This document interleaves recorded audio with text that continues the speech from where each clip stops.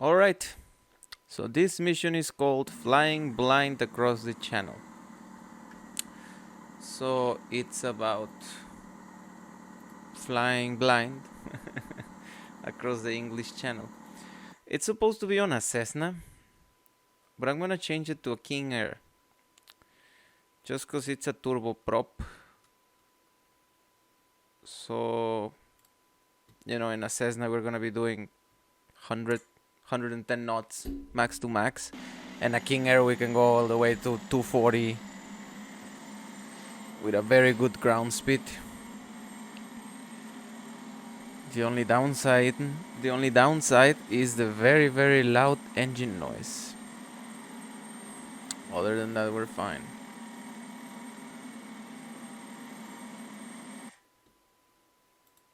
Yeah, it's better. Alright, so if you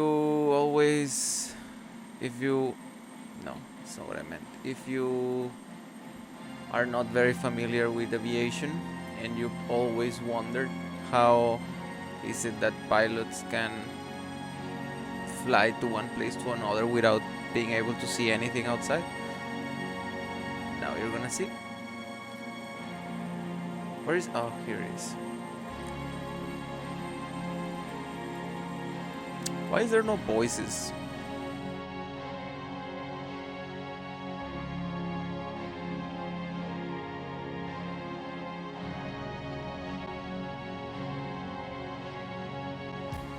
Alright, there is no voices, so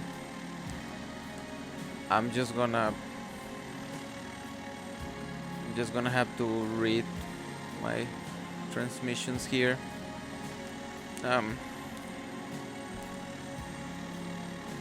Alright, so I'm gonna leave it here just because we pretty much don't need to see anything outside. Alright. Temperature is 67 Fahrenheit.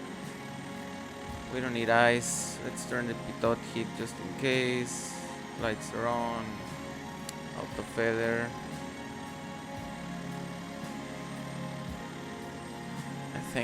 I don't think the King Air needs flaps to take off.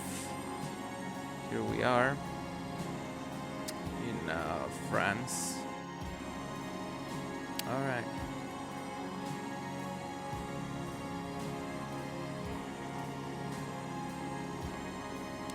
Cleared for takeoff.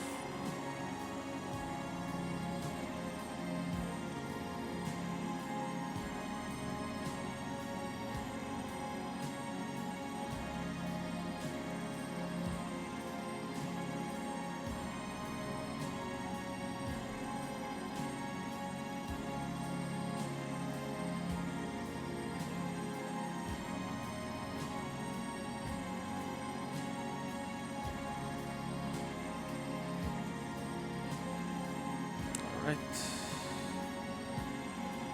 Let's go.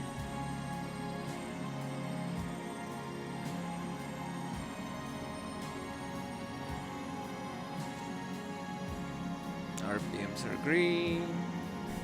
Never speed is alive.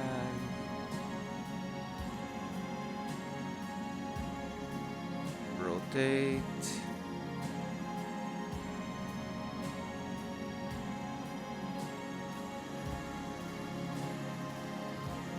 Positive rate gear up. Maintain runway heading.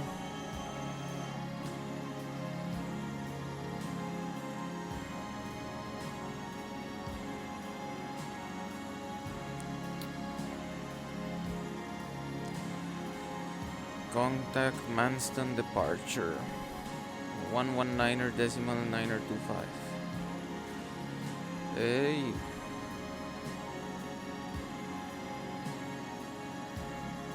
In my defense, in real life you don't have a keyword that you have to press in order to talk. Alright, turn left heading 170, proceed on course. It's harder while reading.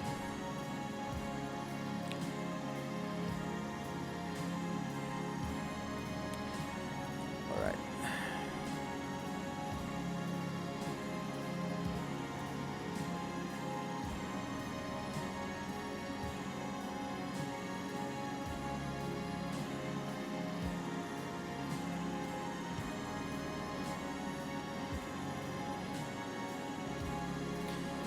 Yes, in real life, this will be considered bad, unacceptable. Like, take away my license, instrument flying. But this is a simulator, so the FAA can't get me here.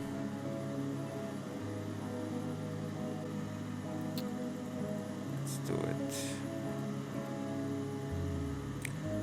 So yeah. So if anyone is wondering what's going on, so this guy here is the artificial horizon. Blue is sky, brown is land, and the arrow here is the airplane. So these things are my wings, and that's the airplane, and so that's where I am regarding the, you know, this one is the altimeter, how high I am with regards of the sea level, not necessarily how far I am from the ground, but how far I am from the sea, if that makes sense. This one here is something called the vertical speed indicator, VSI, and it tells you how fast or how fast you're climbing or descending. This guy is the heading indicator, which is tells you where you're going. It's pretty much a compass, but it's not a compass because we also have a magnetic compass in the airplane. So you actually, this instrument will drift over time, so you actually need to keep correcting the instrument with the compass. Of course, then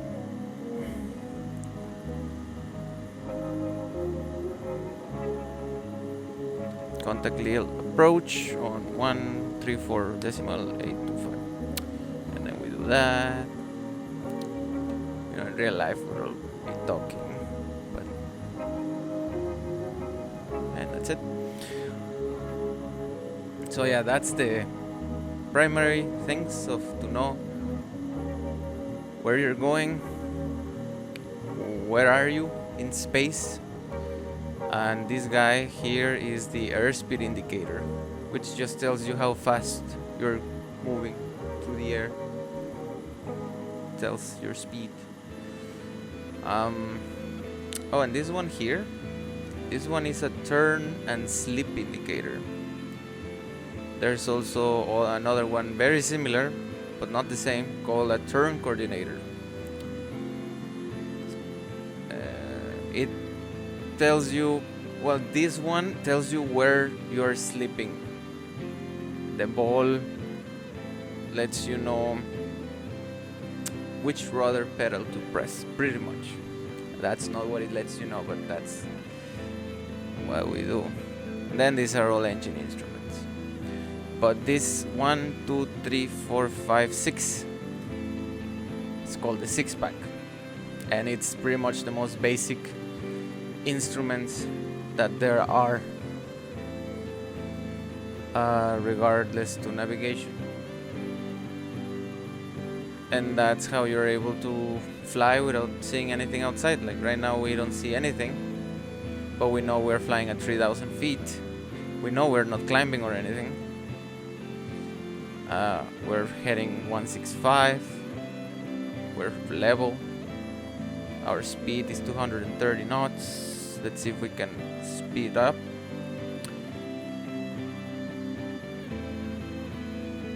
And now all these other things, these arrows and all, that's for me. I did not see that. Turn right, heading 225. So yes, right now I'm doing the comfortable flying because I'm just using the autopilot. Because why not?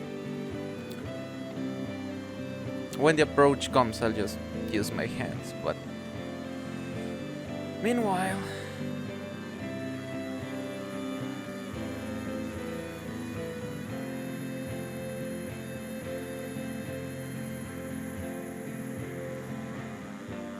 we're gonna land using something called an ILS Approach, Instrument Landing System, ILS, which it really just takes you from the air and puts you on top of the runway. There's a minimum. There's different categories.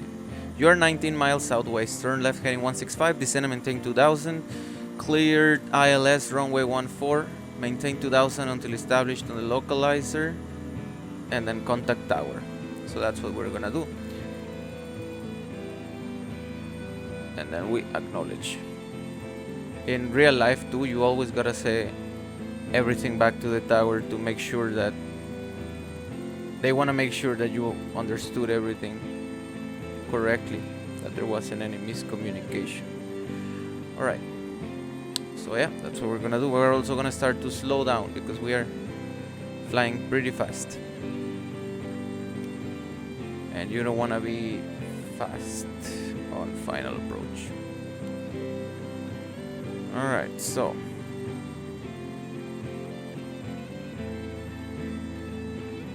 this is it. We descended to 2000 feet. We're slowing down. Right, so the instrument landing system, there is two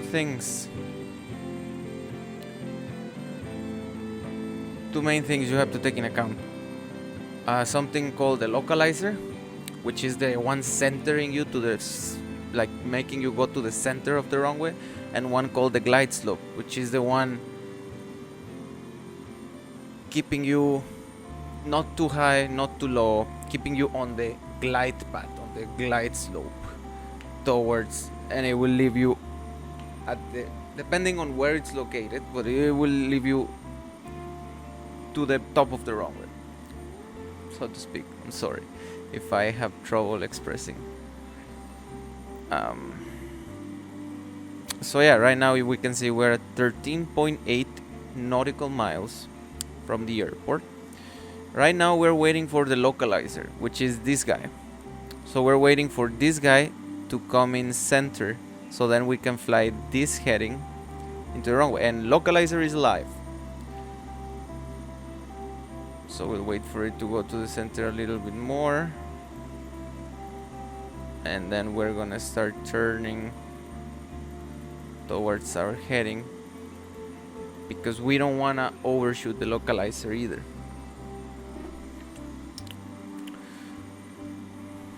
So in a way, it's like a video game. You gotta keep that line centered, and this arrow, you gotta keep that arrow centered here.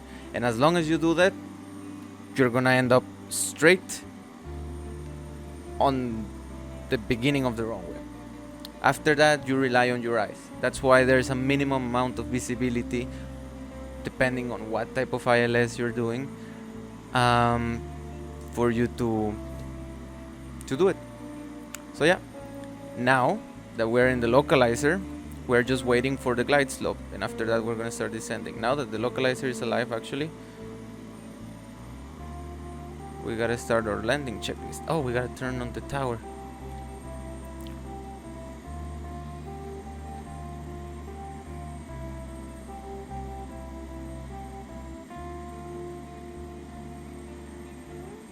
Straining, of course. Alright, so flaps approach, gear down.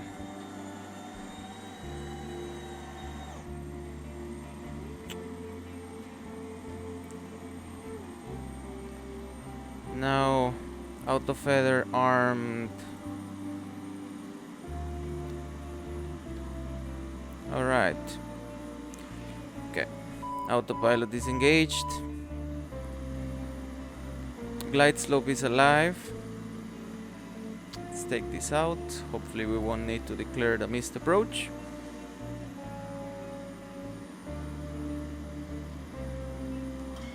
Flaps landing. Now we start descending. Wow, flaps landing now. Yeah, thought that felt weird.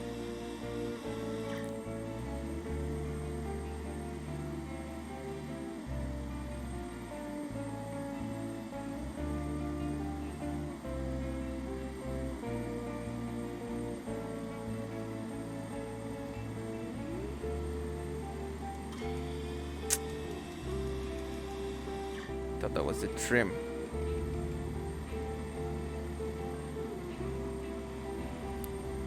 Thank you. Clear to land.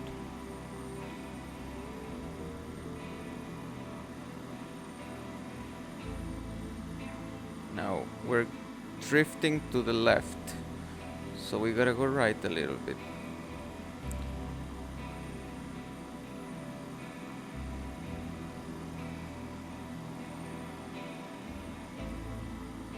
And now let's simulate if we were,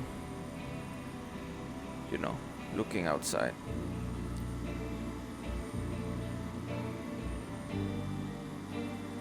Now we're pretty high, but that's okay, because we're high.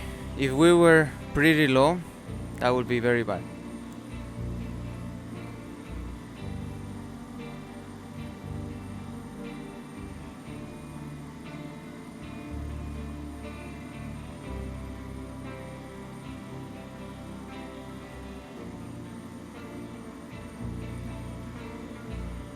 Now, I have the wrong way in sight, so we can just continue a visual approach.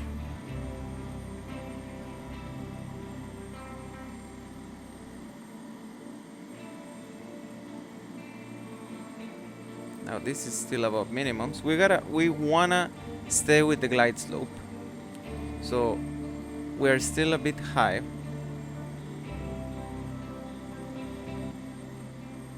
But you see how that green line is centered and how the runway is centered? That's how it works.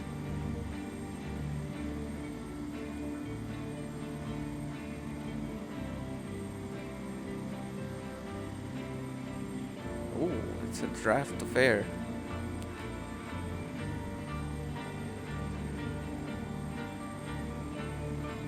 Power to idle over the runway.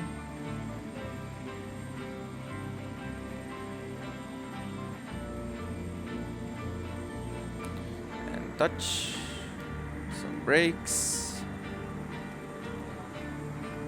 flaps up, and we can exit the runway here.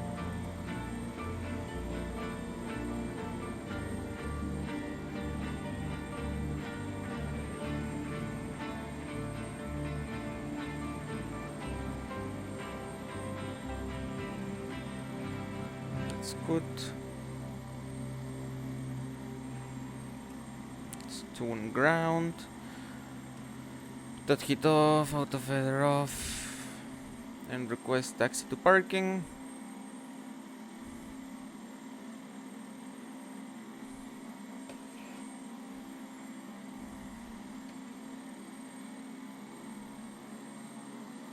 Taxiway 2. I don't know which one is taxiway 2, but this is a game, so we have progressive taxi.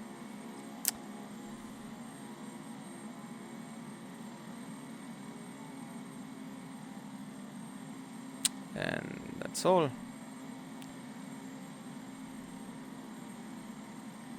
Oh, right there.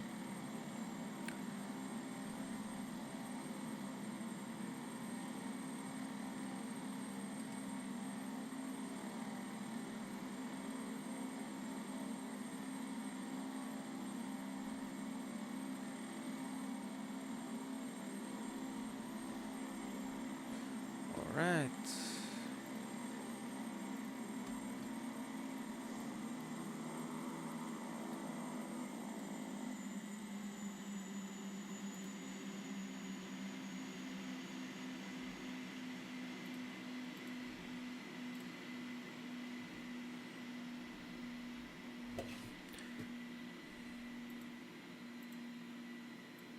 And there we go.